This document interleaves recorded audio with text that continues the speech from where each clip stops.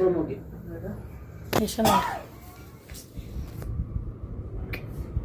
ಅದೇನಾಗಿದೆ back side ಪೇಗೆ ಎಣ್ಣೆ ಹಚ್ಕೊಂಡು ಸುಮ್ಮನಿಲ್ಲದೆ ಸ್ನಾನ ಮಾಡಕ್ ಹೋದ್ರು. ಅದಕ್ಕೆ ಮೊದಲೇ ಯಾರ ಶಾಪವಿದು ಇದಕ್ಕೇನು ಕಾರಣವೋ. ಸಾಕು ತಗೊಳ್ಳಿ. ದೃಷ್ಟಿ ಆಗ್ಬಿಡ್ತೆ ನಿಂಗೆ. ದೃಷ್ಟಿ ಎಲ್ಲರೂ ಅದೇ ದೃಷ್ಟಿಯಾಗಿ ಬಿತ್ತು ಅಲ್ವಾ? ನನಗೂ ಅದೇ ಹೇಳ್ತಿರ್ತಾರೆ, ಅವಾಗ ಬೀಳೋ ನೋಡಿ ಎಲ್ಲ ದೃಷ್ಟಿಯಾಗಿ ಬೀಳ್ತಿರ್ತೀರಿ ನಾವು ಅಂತ. ಯಾವ ನೋವು ಗೊತ್ತಾಗದೇ ಇಲ್ಲಪ್ಪ ಭಗವಂತ ಅಂತ ಬಿಡ್ಕೊತೀವಿ ಅಲ್ವಾ? ಸಾವು ನೋವು ಮನುಷ್ಯನಿಗೆ ಸಾಮಾನ್ಯ ತಾನೆ, ಅದು ಯಾರಿಗೂ ತಪ್ಪದು. ಆದರೆ ದೇವರು ನಮಗೆ ಕಣ್ಣು ಕಾಣಲ್ಲ, ಈಗ ಅವು ಇತ್ತೋ ಇಲ್ಲೋ ಯಾರು ಗೊತ್ತು ಅಲ್ವಾ? ಯಾರು ಗೊತ್ತಲ್ಲ. ಹಿಂದೆ ಏನು ಮಾಡಿದ್ದೀವೋ ಅದನ್ನೆಲ್ಲ ಅನುಭವಿಸಿ ಹೋಗೋದು ಅಷ್ಟೇ. ಏನು ಮಾಡಿದ್ವೋ ಮುಂದೆ ಮಾಡ್ತೀವಿ ಅದು ಬೇರೆ ಗೊತ್ತಿಲ್ಲ, ಒಟ್ಟಾಗಿ ಅನುಭವಿಸ್ತಾ ಇದ್ವಿ. ಸರಿ, ಅವರೆಲ್ಲ ಬಂದು ಇಲ್ಲಿ ಕರ್ಕೊಂಬಂದು ಸೇರಿಸಿದ್ದಾರೆ. ಚೆನ್ನಾಗಿ ನೋಡ್ಕೊತಿದ್ದಾರೆ. ಎಲ್ಲ ಕೆಲವು ಸ್ಕ್ಯಾನಿಂಗು ಎಲ್ಲ ನಡೆದಿದೆ. ಮತ್ತು ಇನ್ನೂ ಸ್ವಲ್ಪ ಕೆಲವೇನು ಟ್ರೀಟ್ಮೆಂಟ್ ಎಲ್ಲ ಇದೆಯಂತೆ. ಅದಾದಮೇಲೆ ಇನ್ನೇನು ನಾಳೆ ನಡೆದ್ರಲ್ಲಿ ಆಪ್ರೇಷನ್ ಮಾಡಿಸ್ತಾರಂತೆ ಅಷ್ಟು ಹೇಳಿದ್ದಾರೆ.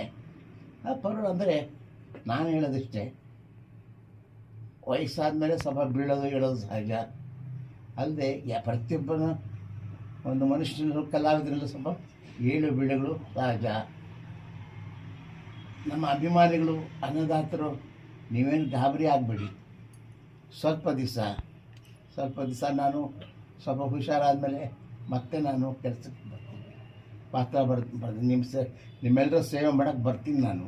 ಅದರಿಂದ ಆಮೇಲೆ ಯಾಕೆಂದರೆ ನೀವು ಅಪಾರ್ಥ ಮಾಡ್ಕೊಬೋದಲ್ವ, ನೀವು ಅಪಾರ್ಥ ಮಾಡ್ಕೊಬಿಟ್ರೆ ಕಟ್ಟಾಗತ್ತೆ.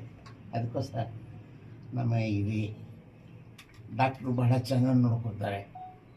ಅವರ ತಮ್ಮನೋ ಅಣ್ಣನೋ ನೋಡ್ಕೊಂಡು ಹಾಗೆ ಅದಕ್ಕಿಂತ ಹೆಚ್ಚಾಗಿ ನಮ್ಮನ್ನು ನೋಡ್ಕೊತಿದ್ದಾರೆ. ಅದಕ್ಕೆ ಎಲ್ಲರ ಸಹಕಾರ ಇದೆ, ಒಬ್ಬಿಬ್ಬರದು ಎಲ್ಲರ ಸಹಕಾರನೂ ಇದೆ.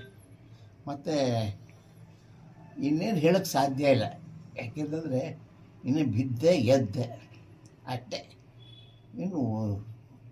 ಇನ್ನು ಓಡಾಡಬೇಕು. ಅದಕ್ಕೆ ನಮ್ಮ ಸಂಪೂರ್ಣ ಸಹಕಾರ ಡಾಕ್ಟ್ರು ಮಾಡ್ತಾರೆ. ಅಲ್ಲಿಗೂ ಸ್ವಲ್ಪ ಕಾಯಬೇಕಷ್ಟೆ. ಮತ್ತು ಅಭಿಮಾನಿಗಳು ಯಾವ ರೀತಿಯ ಗಾಬರಿ ಆಗಬೇಡಿ. ಯಾಕೆಂತಂದರೆ ನಿಮ್ಮೆಲ್ಲರ ಆಶೀರ್ವಾದದಿಂದ ಇಷ್ಟು ವರ್ಷ 75 ವರ್ಷ ಬಣ್ಣದ ಬದುಕಲ್ಲಿ ಬಂದಿದ್ದೀನಿ ನಾನು ಇನ್ನೂ ಆ ಉತ್ಸಾಹದಿಲ್ಲ. ಬರ್ತೀನಿ, ಸ್ವಲ್ಪ ಸೊಂಟಾಗಿಂಟ ರಿಪೇರಿ ಮಾಡಿಸ್ಕೊಂಡು ಬರೋಣ, ಬಂದ್ಬಿಟ್ಟು ಕೆಲಸ ಮಾಡೋಣ. ಬಂದ ನಮಸ್ಕಾರ. ಅಪಾರ್ಥ ಮಾಡ್ಕೊಬೇಡಿ.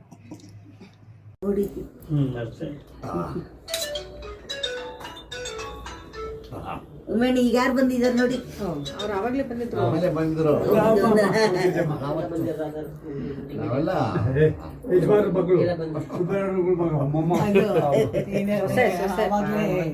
ಹಾಡೆಲ್ಲ ಹಾಡ್ಕೊತಿದ್ದೆ. ಅದೆಲ್ಲ ಹೇಳ್ಕೊಡ್ತಿದ್ದೆ. ಅಮ್ಮ ಫೋನ್ ಮಾಡಿ ನಮ್ಮಣ್ಣ ನಾಟಕ ಮಾಡಿಸ್ತಿದ್ದ, ಅದಕ್ಕೆ ಮಾಡಿ ಸರಿಗೆ ಸ್ವಲ್ಪ ಕಾಡ ತಕ್ಷಣ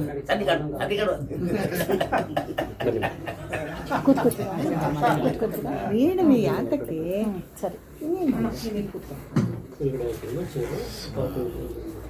ಮಾತಾಡ್ತಾರೆ.